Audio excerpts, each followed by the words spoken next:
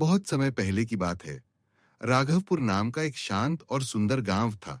वहीं एक गरीब लेकिन मेहनती युवक रहता था। नाम था नरेश। नरेश की जिंदगी में कोई नहीं था। जब वो सिर्फ 14 साल का था, उसके माता पिता चल बसे थे।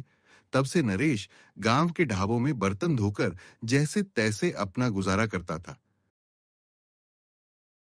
मालिक, मेरी गुजारिश है, मेरी तनख्वाह थोड़ी बढ़ा दीजिए। जो मिलती है उसमें गुजारा नहीं होता।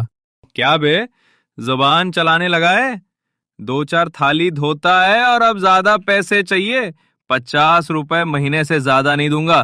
काम करना है तो कर, नहीं तो निकल जा। मैं सिर्फ 50 रुपए और मांग रहा था मालिक। चल निकल यहाँ से। और सुनो, गांव वालों को बता दूं, अगर किसी ने इस आलसी को काम दिया तो मुझसे बुरा कोई नहीं होगा। नरेश चुपचाप ढाबे से निकल जाता है। उसकी आंखों में आंसू थे, लेकिन होंठ बंद।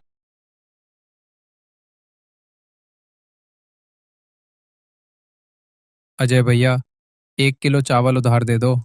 नरेश भैया, माफ करना, बहुत उधार हो गया है। अब और देना मेरे बस का नहीं। मेरा भी परिवार है।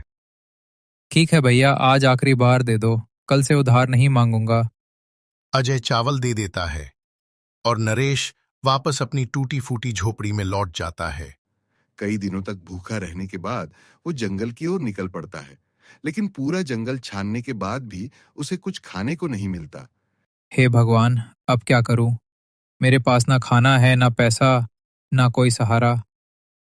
तभी उसकी नजर एक सफेद खरगोश पर पड़ती है, जो एक जादुई गोले से फल निकाल रहा होता है और बोल भी रहा होता है। अरे बाप रे, ये खरगोश जादू करता है और बोल भी रहा है। डरो मत, मैं तुम्हारा दोस्त बन सकता हूं। बताओ, तुम यहां क्यों आए हो? मैं भूखा हूं, गांव में किसी ने मदद नहीं की, जंगल में कुछ खाने की तलाश में आया था। तो लो, ये फल ले जाओ, और अगर चाहो तो हम दोस्त बन सकते हैं। क्या तुम सच में मेरे दोस्त बनोगे? हाँ, मैं भी अकेला हूं। चलो, आज से हम दोस्त। दोनों की बातचीत होती है और धीरे धीरे एक सुंदर दोस्ती जन्म लेती है। माफ करना दोस्त, मेरे पास तुम्हारे लिए कुछ भी नहीं है। तुम चिंता मत करो। वाह, ये खाना तो राजाओं जैसा है। मेरे जादू से बना हुआ खाना कभी खराब नहीं होता। इसके बाद नरेश की किस्मत बदलने लगती है।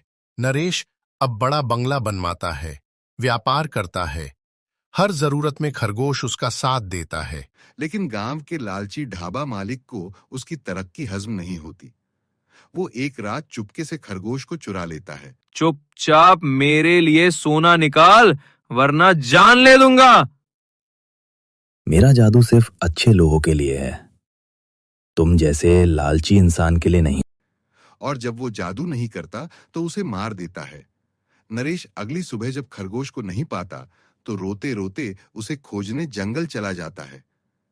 जंगल में एक बाबा प्रकट होते हैं। बेटा, मैं जानता हूं तुम क्यों आए हो। वो खरगोश मैंने ही भेजा था। तुम्हारी परीक्षा हो रही थी। बाबा जी, क्या आप मेरे मित्र को वापस ला सकते हैं? क्योंकि तुम सच्चे हो। ये लो, तुम्हारा मित्र वापस। अब तुम दोनों मिलकर अपने जीवन को अच्छे कर्मों से भर दो। दोनों दोस्त फिर से मिल जाते हैं और खुशी खुशी रहने लगते हैं। कुछ महीनों बाद जब शंभुनाथ तेज बारिश में निकलता है तो उस पर बिजली गिरती है और उसकी वहीं मृत्यु हो जाती है। कहानी हमें सिखाती है, सच्ची दोस्ती और अच्छे कर्म हर हाल में फल देते हैं और बुराई का अंत निश्चित होता है।